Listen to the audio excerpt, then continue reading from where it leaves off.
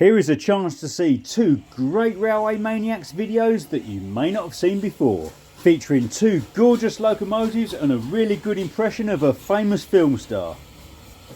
The first video shows how to open the front of a steam locomotive, while the second shows a great boost to the Kent and East Sussex Railway's loco fleet for the new year. Enjoy! This is a Battle of Britain class bullied light Pacific, built in 1948 and sent to the scrapyard in 1965. So, what is this thing on the front? Does it tell the time? No, actually these two levers hold the smoke box door closed. The first lever is a clamp, it clamps the door closed. So we'll undo that one, there's quite a bit of winding going on. I apologise for the anti-aircraft fire going off in the background, but after all this is a Battle of Britain class locomotive. The opening lever is now loose. It's held in position with some locking tabs, so we just need to wiggle them forwards a little bit. And then the door is ready to open. Just pull it 90 degrees to the left or to the right, doesn't make any difference. And the door becomes open. We'll have a closer look at that in a minute from a different angle. The vertical receiver is actually called a crossbar, even though it doesn't go across, it goes up and down. Let's do this again close up. So you can see the both the handles there. We'll loosen that one up. Obviously that one is the threaded one. Plenty of winding to do. It's a little bit awkward. There we go. We wind that off quite a lot sometimes. You see the locking tabs, lift it out a little bit and then rotate 90 degrees. Then we can open the door. We slow this down so you can see the dart coming out of the crossbar. There we go. This end of the dart has some curved corners. On the left hand side, you see on the right it's square.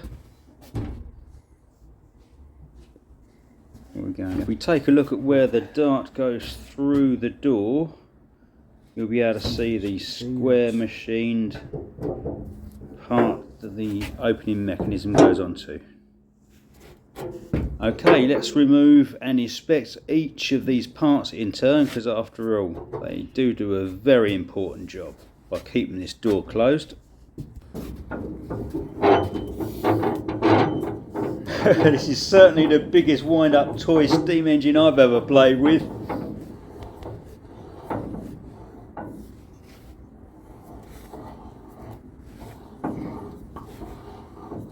Well, that's the clamping handle off. You see the round thread in there. Let's pop that down out of the way.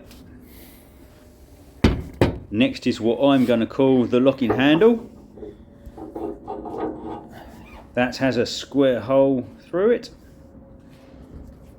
If you know the real name of these handles, let me know in the comments below. Right, this long spindle here, as we've mentioned before, is called a dart. You can see the threaded end, and then that moves on to the machined square part which the handle slides onto so it can be rotated to open the door.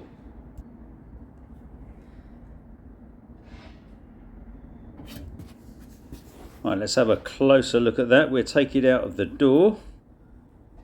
So we grab hold of the end of the flight part of the dart. Withdraw that from the door.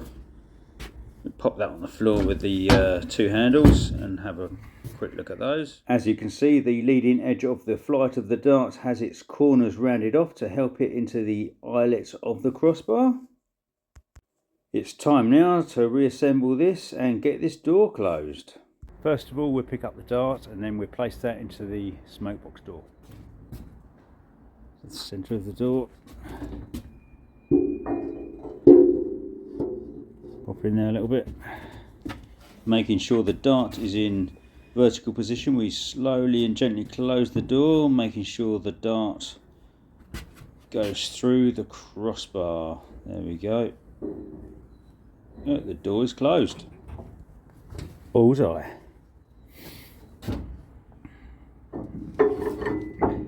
Next we reach down and pick up the locking handle, which has the square centre in it. That's the one. Remember, the dart is in the unlocked position, so the handle must be placed in there at 90 degrees. There we go, we're on. Now rotate that to the bottom, so it sits inside them locking tabs.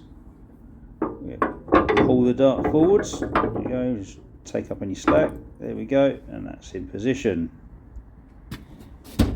Then we pick up the clamping handle, the round centre with a thread in it. Pop it on there, make sure threads get started, and we're off. Winding, winding, and more winding.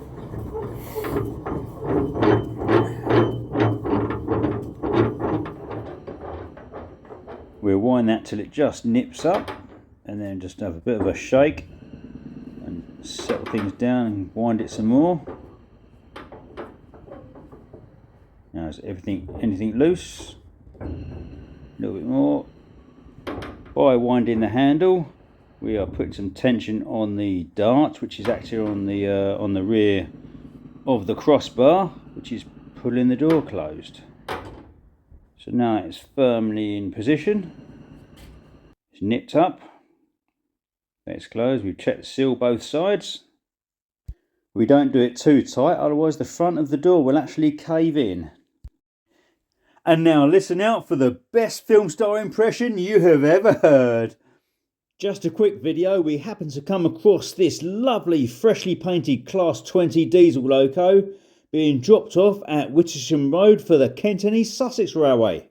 This English Electric Type 1 diesel electric was built in 1961 by Robert Stevenson and Hawthorne Limited.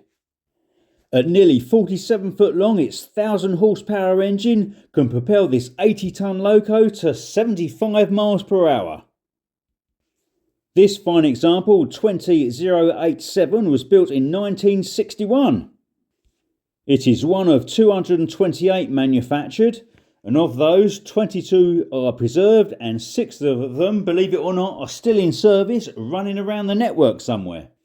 But this particular loco was withdrawn in April 1995 after 33 years of service. Legend has it that this particular loco, 20087, actually crept across the channel to France to help build the Channel Tunnel. The guys are just finishing off building the unloading ramp there, hammering some timbers underneath the rails to help support the weight of the loco as it rolls off.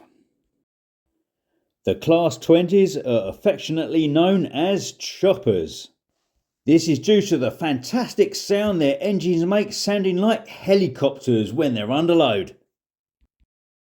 See and hear this awesome sound at the Kent and East Sussex Railway, and as Arnold Schwarzenegger would say, get to the chopper!